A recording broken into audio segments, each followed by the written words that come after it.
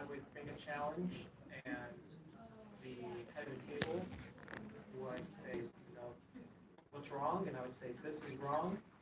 And they say, well, it's not wrong. And I said, no, I'm challenging it. So, I mean, for example, just one example is I challenge you for filling in the Democrat Street ticket. Is that, can I challenge that? No, it's not a challenge. No, Dr. Thank you. Representative C.A. Johnson.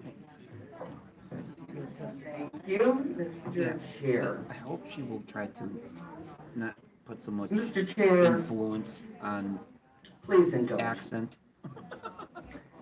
As a woman from the city of Detroit. Oh, God. boy, here we go. I can't stand her. Talk about me now. Who has lived in the city of Detroit all of my 62 years.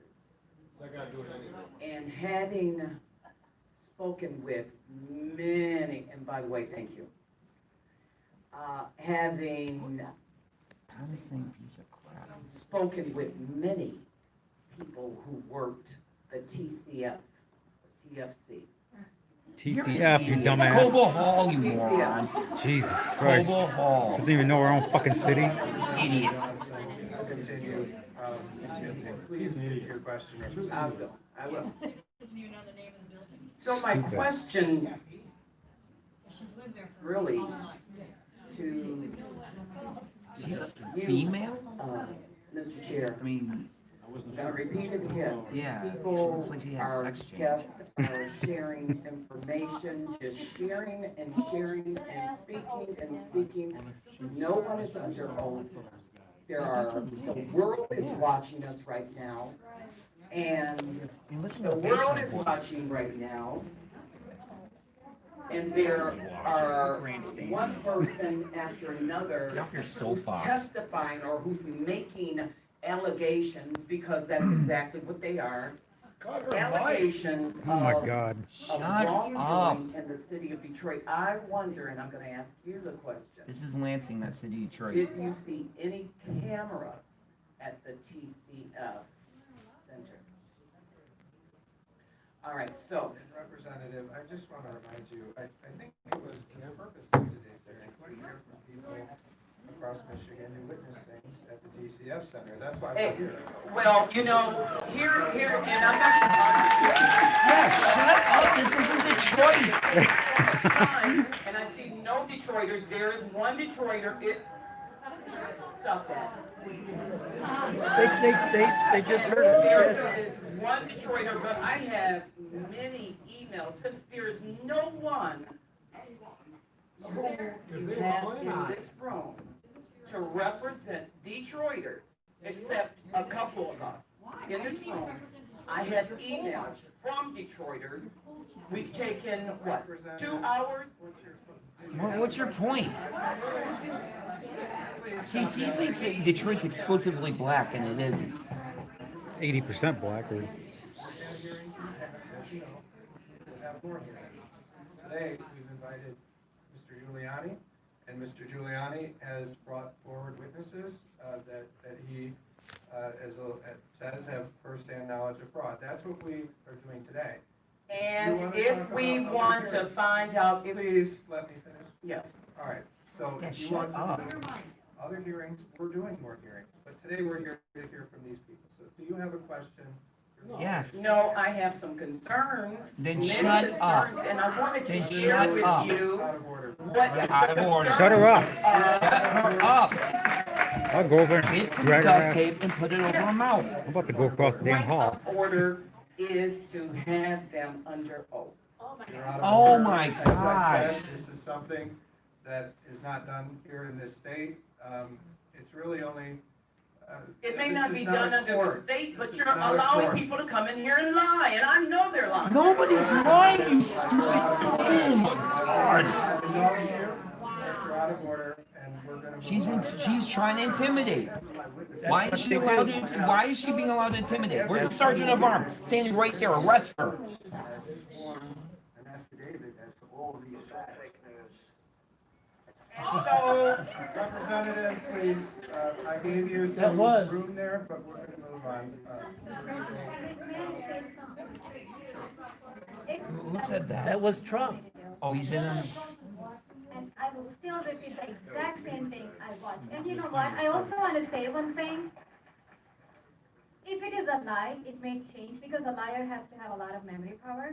If it is true, you can ask me in the middle of the night and still be the same.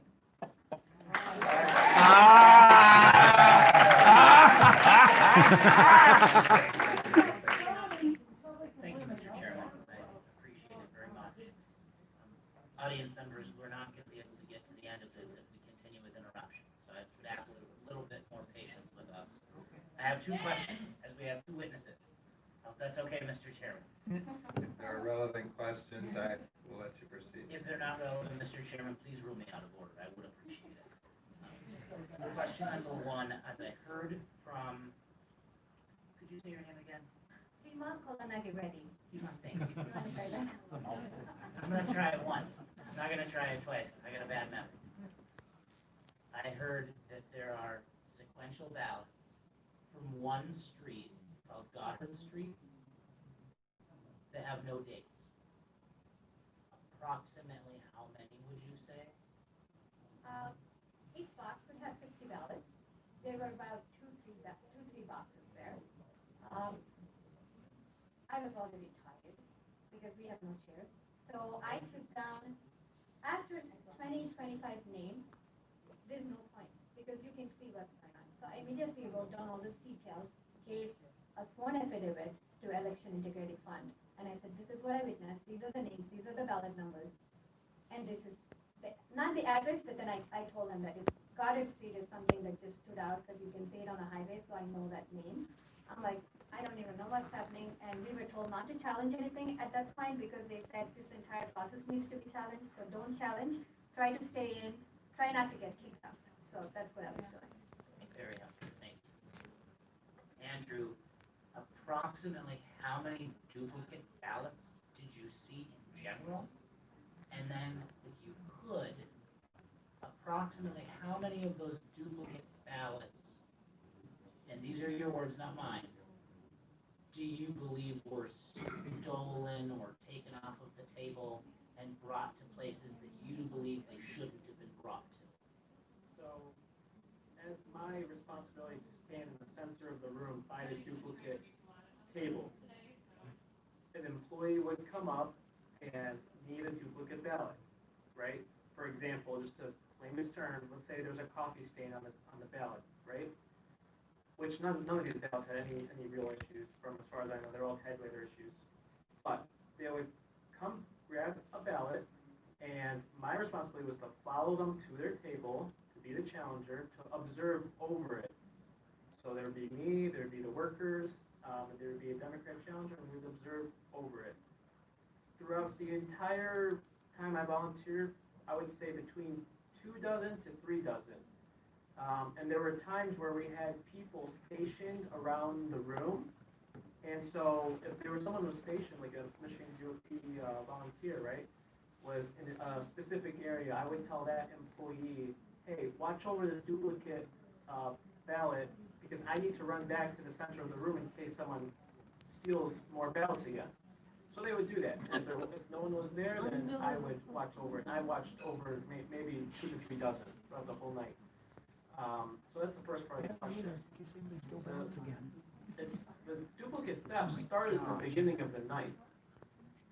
Roughly 10:30 p.m., 10:15 p.m., I saw theft of duplicate ballots, where they would grab 3, 4. So no clear number. The number that I saw was probably in the first shift, I would say over half a dozen, easy. Second shift, it was more hectic, and I would say roughly the same thing. But you're also to take and consider that the third shift from 6 a.m. to 2 p.m. the next day, and also the 1 a.m. shift, because people were leaving at 2 a.m. and 1 a.m. They wouldn't stay until 5 a.m. because we're less people volunteering because they're weeding off. That the table was guarded less, and we have less people, so there's more opportunity for theft. Does that help a little bit? Absolutely, thank you very much. Thank you, Mr. Chairman. Thank you. Representative Camilleri. Thank you, Mr. Chair. So if what you're saying about the tabulation of ballots is true, that some of the Oh, ballots were boy. counted multiple times, why is it that there are not more ballots than those who are tabulated in our poll book? I do not know how your system works. I do not, one thing I know is there were several ballots that were not in the poll book or in the system, and they were being entered manually. So how are you finally taking a tally of it? I do not know that. All I'm here to tell is what I witnessed. I do not know, end of the day, how do you put all of this data together and how do you come up with a number? And if it's tallied like a balance sheet, great. I don't think we would be here if that tally. My best guess is it is not, so that's why we are going through all this. So what I'm saying is that, in total, the registered number of voters in Detroit is about 500,000 around. The total ballots cast was around 250,000. And so we don't see multiples here, and many other people have alleged that there were far more people who voted than those who live in the city of Detroit, and that does not add up. It Thank doesn't you, add up. Representative. That was not part of my testimony. I know, I think you asked a question, and she said she wasn't familiar. I'm good. Okay. With that, I think we appreciate it. I did want to ask you though, do you have any, both of you have been there on the front lines. You've been there in the TCF Center. You talked today about what you've witnessed.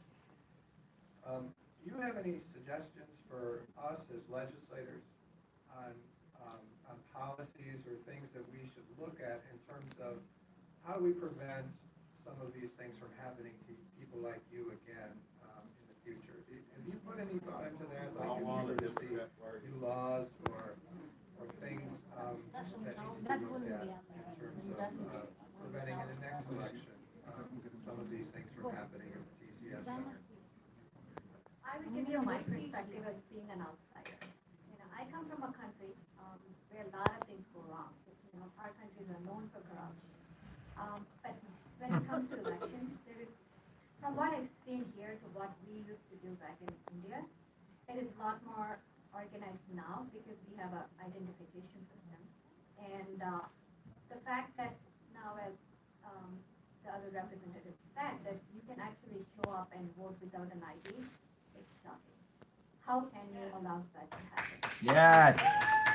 Why? Because you All can't. Chinese look alike. I think all Chinese look alike. So how would you tell? If some child shows up, you can be anybody and you can vote. And if somebody with my name, you can't even tell my name. Anybody can vote on my behalf. So ID should be the basic requirement. We want to allow the witnesses to speak. Thank you. ID should be the basic thing, and there should be a cutoff date as to when you can request a mail-in ballot. It can't be like you can show up the same day and request it and give it the same day. The whole purpose of the ballot is defeated. I think you can put a lot of measures, maybe put policies that this does not get repeated because, and again, the fact that there was not a Republican present on every county board, that was also a shocker. A lot of people I know from my own church, they wanted to work as a poll worker, but they were told that the positions were full, so they don't need any more Republicans. If only there was a Republican present at every table, maybe a lot of this would have been avoided. And also, I think, Yeah, you know, what was that Laura the whole Cox and, vitriol of the Ronna entire McDaniel? poll workers that were there, that to me was the shocking thing. I would expect a lot more respect. These are all fellow Americans. That's If right. it was towards an immigrant like me, at least maybe it's understandable, but these are all fellow Americans. Why would you hate them just because of their political affiliation? Maybe that could change. You know, we're talking a lot about AIDS, BLM, and everything. How about we also just extend it to, you know, the white males or whoever.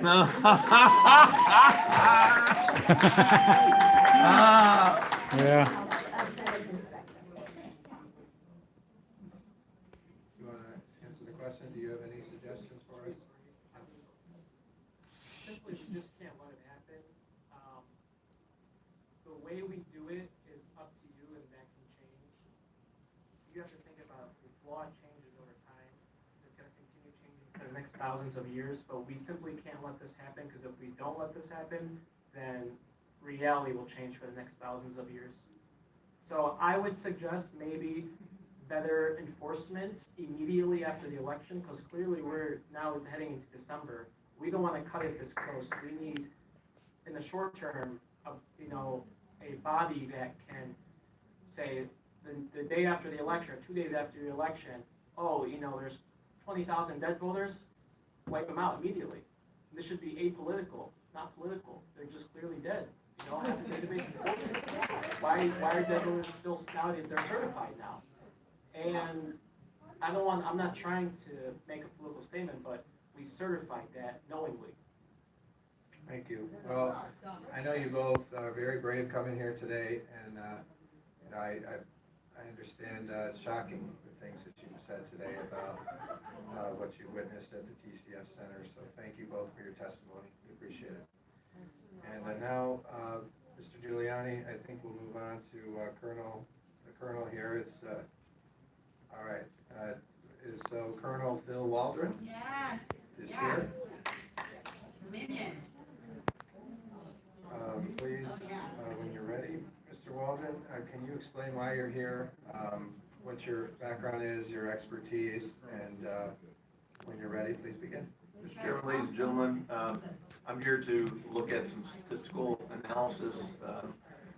I worked with a team that's been looking at the voter manipulation, election manipulation since November of 18. I started looking at this issue in August of this year, doing a deep dive on several key areas with some of the electronic voting machine companies.